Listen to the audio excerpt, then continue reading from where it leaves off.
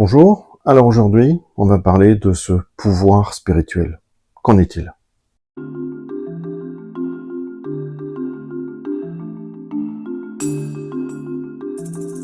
Ce pouvoir spirituel, on peut le résumer en une phrase, un seul pouvoir.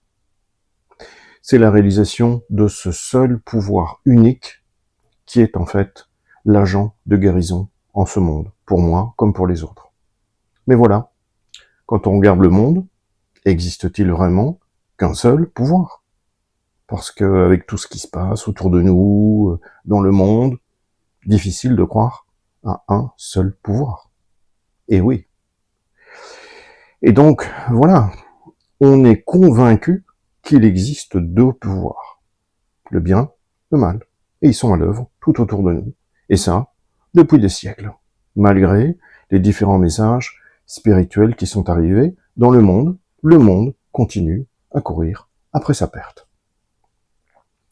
Comme on l'a déjà vu, c'est pas en allant défendre le monde à l'extérieur de soi qu'on va pouvoir l'améliorer, puisque alors on se transforme comme un Don Quichotte des temps modernes, ça n'aidera pas l'humanité. Le travail à faire, c'est cette réalisation d'un seul pouvoir en nous. Le fait de le savoir, intellectuellement, ne suffit pas, comme nous le savons déjà. Il va falloir le réaliser. Mais tant que je ne l'ai pas pleinement réalisé, tant qu'il existera un doute en moi, eh bien, ce doute est en fait le mal qui pourra exister en moi et autour de moi. Ce doute, ce mal qui existe dans ma conscience, n'existe que là. Et en vérité, il n'existe pas. Mais pour moi, dans ma vie, il existe. Et probablement aussi pour d'autres, puisque je répands ce doute à travers l'effet papillon, puisqu'il n'y a qu'un seul mental humain.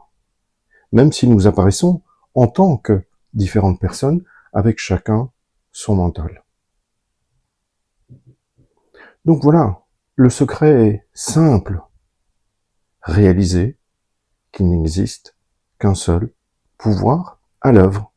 Le reste, ce sont des images. C'est le fond de la caverne de Platon. Ce sont des images formées par nos croyances, nos jugements, en bien, en mal. Nos désirs, nos peurs, tout ça forme l'hypnose de ce monde. Si je vois et j'adhère à ces images, alors je suis perdu. Il me sera très difficile de réaliser qu'il y a quelque chose par-delà cet effet phénoménal, ce monde phénoménal. La plante que je vois n'est pas la plante. C'est la forme de la plante que je conçois dans mon mental. La plante, ce qu'elle est en vérité, elle est une essence par-delà le monde visible. Donc si j'adhère à toute cette image du monde, impossible pour moi de croire qu'il existe un seul pouvoir. Et donc ce travail se fait par l'intérieur, par le travail de la méditation, comme on l'a vu, par le travail du traitement qu'on doit se faire régulièrement afin d'imprégner notre mental de vérité. Et lorsque j'aurai cessé de me battre, lorsque j'aurai réalisé que je suis face à des tentations d'erreur, si je les accepte, elles vont se transformer dans ma vie. Elles vont se refléter dans la scène de ma vie.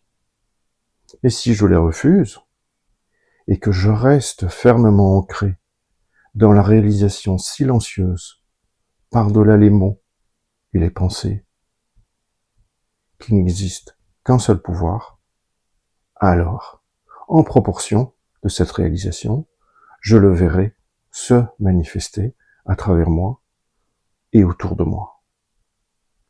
Donc tout le secret est là, réaliser qu'il n'existe qu'un seul pouvoir. Il va falloir nettoyer sa conscience, et plus exactement son subconscient, qui contient tout un tas d'erreurs, de désir de vouloir quelque chose qui manifeste le manque, d'avoir adhéré à des peurs d'un virus, des peurs d'un vaccin, des peurs, tout le temps des peurs. on projette des peurs en permanence. Et d'arrêter de juger en bien, en mal, s'apaiser.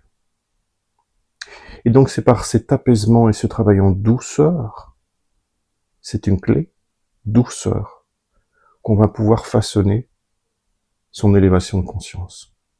Si on est dans la force, personne ne vaincra par la force, mais donc si on utilise la force en soi pour manifester cette vérité, en fait on est encore pris dans le mental qui s'est réapproprié ce cheminement.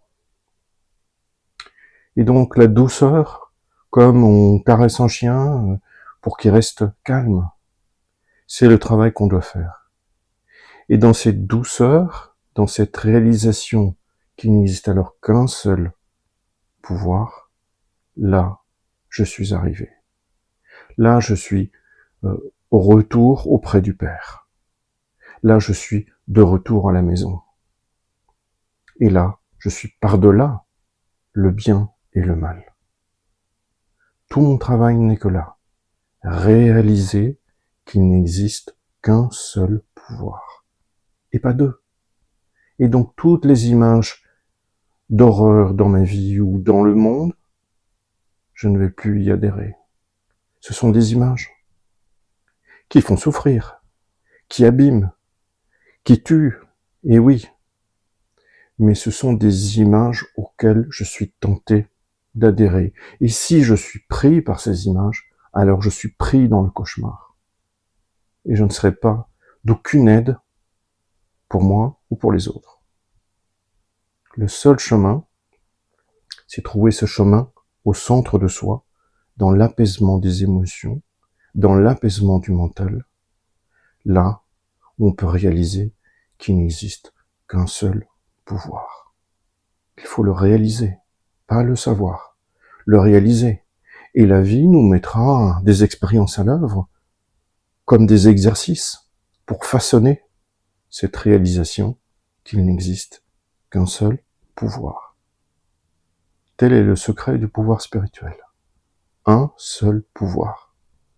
Donc, dans quelle mesure vous réalisez qu'il n'existe qu'un seul pouvoir dans votre vie? Méditez ça.